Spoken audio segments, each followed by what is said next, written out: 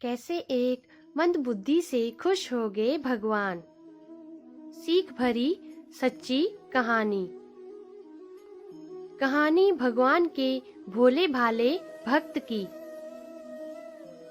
भक्त धन्ना जी का जन्म मुंबई के पास धुआन गांव में एक जाट घराने में हुआ। उनके माता पिता कृषि और पशुपालन करके अपना जीवन यापन करते थे। वह बहुत निर्धन थे। जैसे ही धन्ना बड़ा हुआ उसे भी पशु चराने के काम में लगा दिया। वह प्रतिदिन पशु चराने जाया करता। गांव के बाहर ही कच्चे तालाब के किनारे एक ठाकुर द्वार था, जिसमें बहुत सारी भगवान की मूर्तियां रखी हुई थी। लोग प्रतिदिन वहां आकर माथा टेकते व भेंट अर्पण करते। धन्ना पंडित को ठाकुर की पूजा करते, स्नान करवाते व घंटियां खड़काते रोज देखता। अल्प बुद्धि का होने के कारण वह समझ ना पाता। एक दिन उसके मन में आया कि देखते हैं कि क्या है। उसने एक दिन पंडित से पूछ ही लिया कि इन मूर्तियों के आगे बैठकर आप क्या करते हो। पंडित ने कहा, ठाकुर की सेवा करते हैं, जिनसे कि मनोकामनाएं पूर्ण होती हैं। जब धन्ने को लगन लगी, उस समय उसके माता पिता बूढ़े हो चुके थे और अकेला नवयुवक था। उसे ख्याल आया कि ठाकुर को पूजा से खुश करके यदि सब कुछ हासिल किया जा सकता है तो उसे अवश्य ही यह करना होगा, जिससे घर की गरीबी चली जाए और सुख आए। ऐसा सोचकर ही वह पंडित के पास गया।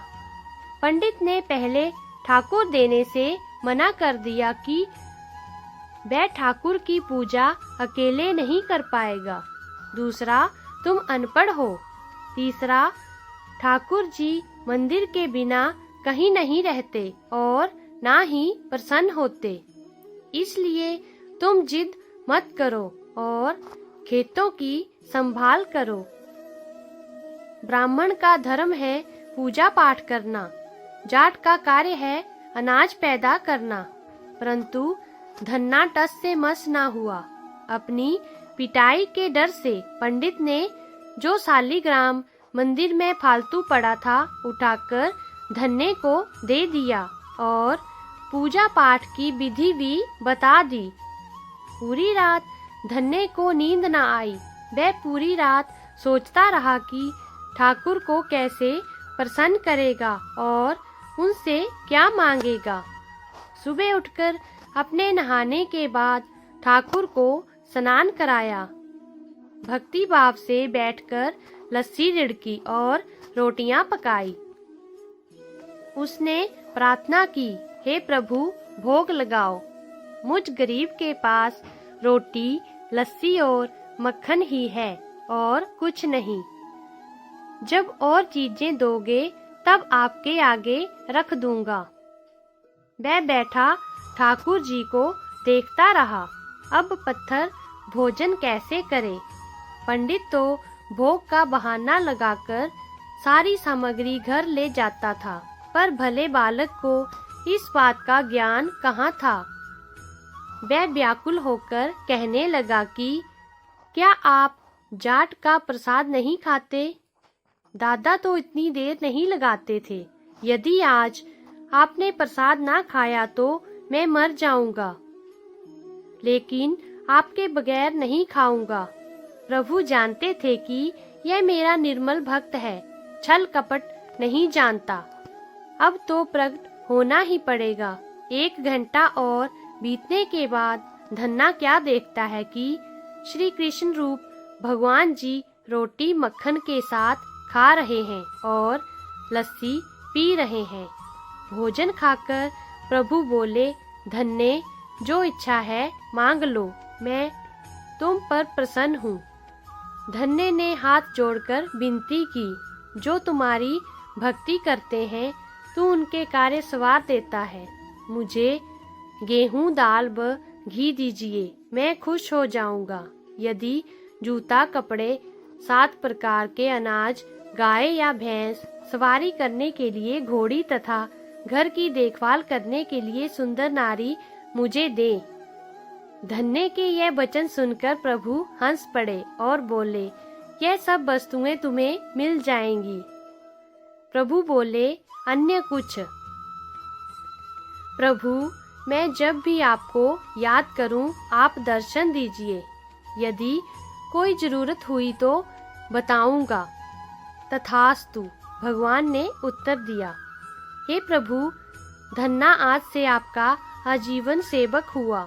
आपके अलावा किसी अन्य का नाम नहीं लूंगा। धन्ना खुशी से दीवाना हो गया। उसकी आंखें बंद हो गई। जब आंखें खोली तो प्रभु वहां नहीं थे। वह पत्थर का शालिग्राम वहां पड़ा था। उसने बर्तन में बचा हुआ प्रसाद खाया, जिससे उसे तीनों लोकों का ज्ञान हो गया। प्रभु के दर्शनों के कुछ दिन पश्चात धन्य के घर सारी खुशियां आ गईं। एक अच्छे अमीर घर में उसका विवाह हो गया। उसकी बिना बोई भूमि पर भी फसल लहलहा गई। उसने जो जो प्रभु से मांगा था उसे सब मिल गया। किसी ने धन्य को कहा, चाहे प्रभु तुम पर प्रसन्न है, तुम्हें फिर भी गुरु धारण करना चाहिए। उसने स्वामी रामानंद जी का नाम बताया। एक दिन अचानक ही रामानंद जी उधर से निकले। भक्त धन्य ने दिल से उनकी खूब सेवा की तथा दीक्षा की मांग की। रामानंद जी ने उनकी विनती स्वीकार कर ली और दीक्षा देकर धन्य को अपना शिष्य बना लिया। धन्ना भगवान के नाम का सुमिरन करने लगा।